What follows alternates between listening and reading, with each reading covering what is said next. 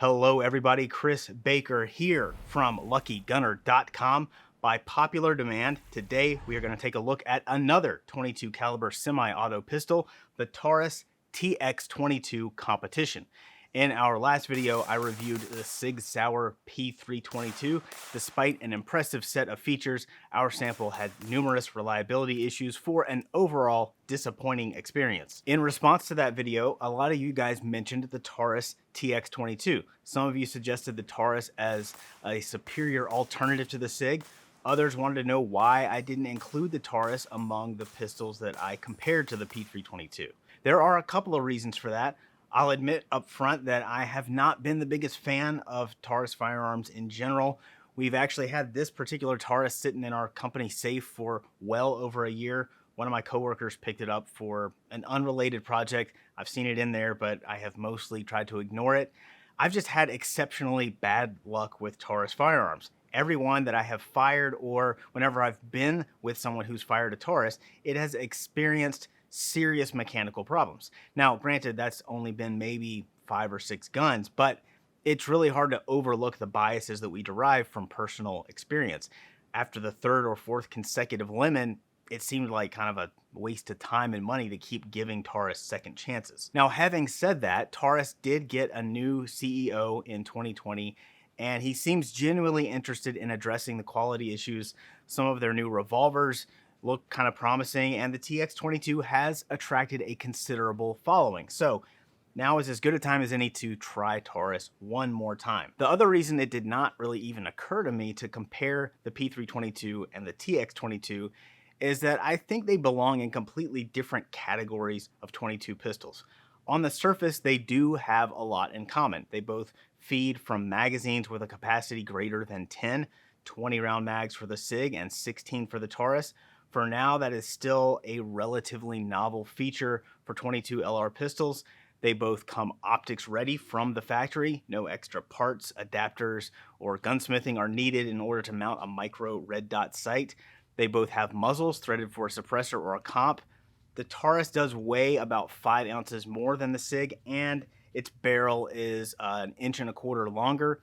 Otherwise, they're pretty close to the same size. The biggest difference between the two, and I would argue that it's a pretty major one, is the position of the optic. On the Sig, the optic mounts directly to the slide. It's really no different than most centerfire pistol optics. The Taurus comes with mounting plates that attach directly to the top of the barrel. That positions the optic closer to the middle of the pistol, just above the trigger. Now, that is not necessarily a bad thing, but it is why the Sig is what I would consider a defense-style training pistol, and the Taurus is not. If you're going to use a 22 as a training analog for your centerfire defensive pistol, you really want the two guns to have as much in common as possible.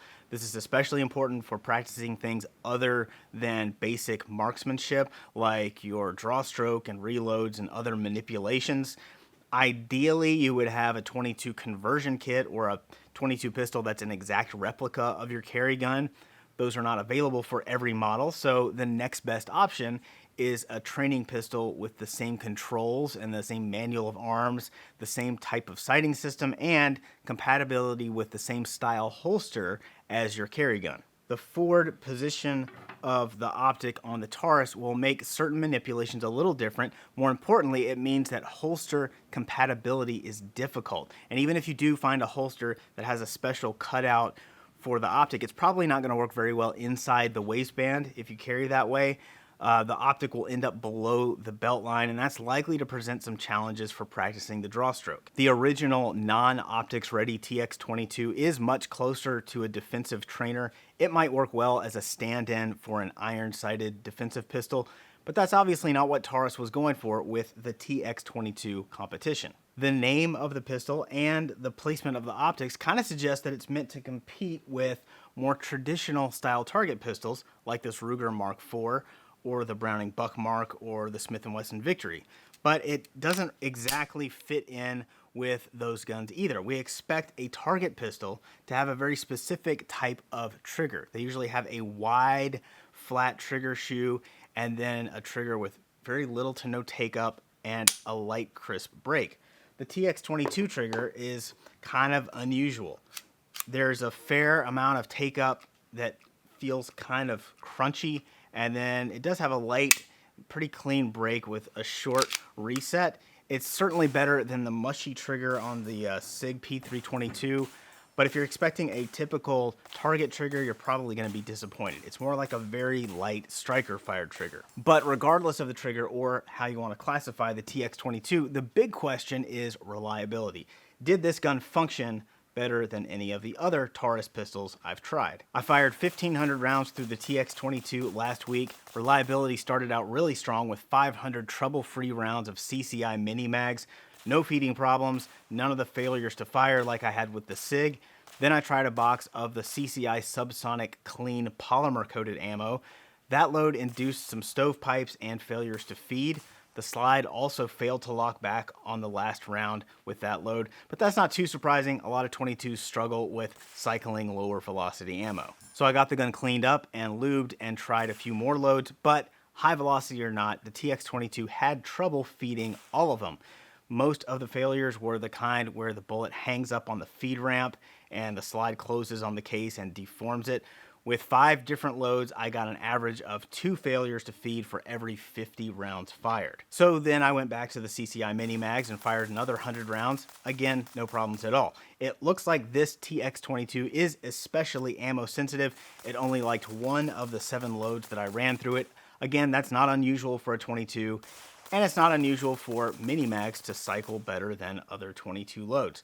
The Sig P322 cycled best with mini mags as well, but it still had a lot of those failures to fire. The TX22 had 0 ignition problems with any of the ammo we tried. Besides being picky about ammo, I really only have one other problem with the TX22. There is a roll pin here in the back of the slide that gradually backs its way out as the gun is fired. I've tapped it back in there a couple of times, but it always works its way out again after a couple hundred rounds. Nothing too serious, but it's something you might want to keep an eye on if you decide to buy one of these pistols. Overall, this is the best experience I have had with a Taurus pistol. It's far from perfect, but few 22 pistols run 100% of the time.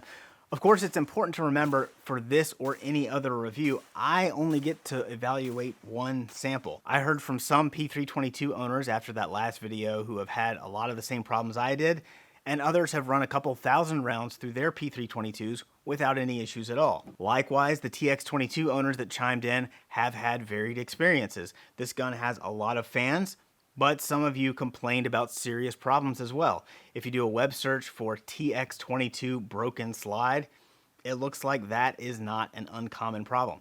Apparently, the area here in the front of the slide where there's a cutout for the barrel and the guide rod, apparently that's a little weak, and occasionally the slide will just snap in two right across there. It sounds like Taurus has been pretty good about replacing these under warranty when that happens. But there's always a trade-off. The Taurus TX22 is a budget-priced pistol. If you're in the market for a 22 pistol that is optics ready and suppressor ready, and you don't care whether or not it's a defensive trainer style pistol, I would probably suggest you first look at one of the variants of the Ruger Mark IV that has those features. There's a reason the Ruger Mark series is so ubiquitous. They're just really good guns. But right now, the Mark IV Lite, like this one, is typically priced around $500. The TX22 Competition is about $100 less than that. And if you don't plan to mount an optic, the standard TX22 is under $300. Either model represents a whole lot of value. Guys, I hope you found something helpful in this review. If not, here is a life tip that you might find useful instead. Always sing happy birthday at a fast tempo. Whenever somebody starts around a happy birthday, they tend to hold out that first note to wait for everyone else to join in. That sets a sluggish tempo for the song, and the next thing you know, this poor person is staring at a cheap flaming sheet cake from Kroger while everyone around him sings a funeral dirge. It's depressing. Keep it fast and energetic. Clap if you have to get all those other slackers in line. The birthday boy or girl will appreciate it. Of course, if you really want them to have a happy birthday, you will get them some ammo, and you'll order it from us with lightning fast shipping at luckygunner.com.